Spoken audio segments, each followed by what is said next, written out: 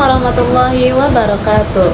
Selamat siang dan salam sejahtera untuk rekan-rekan semua. Kembali lagi bersama saya Sabila Hairini Putri dalam laporan Learning Journal mingguan untuk mata kuliah Public Speaking. Senang sekali rasanya bisa kembali menyapa Anda semua untuk berbagi pengalaman belajar yang sangat berkesan di minggu ini. Sama seperti minggu-minggu sebelumnya, yang mana perkuliahan dilakukan secara offline atau tatap muka. Seperti biasa diawali dengan sambutan hangat dari Pak Adi. Tetap sama seperti minggu-minggu sebelumnya, kuliah diawali dengan praktek public speaking dari ketiga teman saya yang terpilih di minggu ini. Yang pertama, ada Ina yang tampil sangat meyakinkan dengan cosplay sebagai guru madrasah. Lalu yang kedua, ada Raffi yang menceritakan pengalaman seru dan perjalanannya kemarin saat naik gunung. Dan yang terakhir juga ada Rani yang hadir sebagai narasumber inspiratif untuk sharing mengenai luka, jodoh, cara mencintai diri sendiri hingga membangun hubungan yang sehat.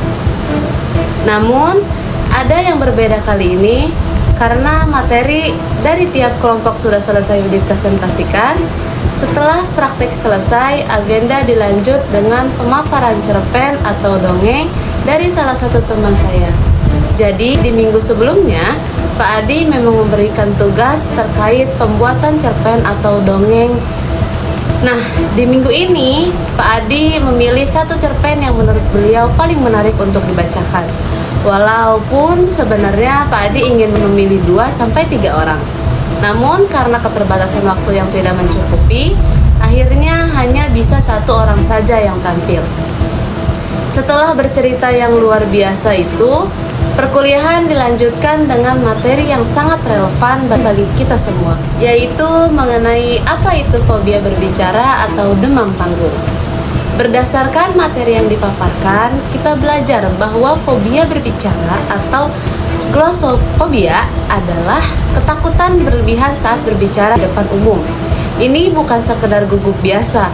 Data menunjukkan bahwa sekitar 75% orang mengalami kondisi ini.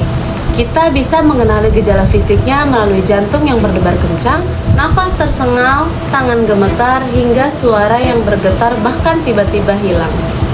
Secara emosional, penderitanya sering merasa panik, takut dinilai negatif, dan pikiran mendadak kosong atau blank. Penyebabnya pun beragam, mulai dari trauma masa lalu, perfeksionisme yang terlalu tinggi, hingga kurangnya persiapan yang memicu kecemasan. Jika dibiarkan, demam panggung ini bisa menghambat perkembangan karir dan menurunkan kepercayaan diri kita. Namun, Pak Adi memberikan banyak tips praktis mengatasinya. Kuncinya adalah persiapan yang matang dan latihan yang konsisten. Misalnya, dengan berlatih di depan kaca atau kamera. Kita juga diajarkan teknik relaksasi, mengatur nafas, hingga memberikan sugesti positif pada diri sendiri dengan mantra afirmatif seperti aku bisa atau aku berhasil. Satu hal yang paling saya ingat adalah tips jika kita tidak sanggup menatap mata audiens, kita bisa menatap bagian jidat mereka. Selain itu, mengubah pola pikir dari presentasi sebagai beban menjadi presentasi itu menyenangkan. Sangat membantu menurunkan beban mental. Kita harus percaya bahwa apa yang kita sampaikan itu berguna dan logis bagi orang lain. Dari pembelajaran minggu ini, saya menyadari bahwa setiap orang memiliki potensi untuk menjadi pembicara yang hebat. Demam panggung bukanlah sesuatu yang harus ditakuti, melainkan sesuatu yang harus dikendalikan melalui persiapan dan keberanian untuk terus mencoba. Latihan membuat cerpen dan mendengarkan praktik teman-teman tadi semakin memperkaya cara kita dalam menyusun pesan yang menarik bagi audiens. Demikian laporan Learning Journal saya untuk minggu ini. Terima kasih kepada Pak Adi atas ilmu dan motivasinya, serta teman-teman yang sudah tampil luar biasa hari ini.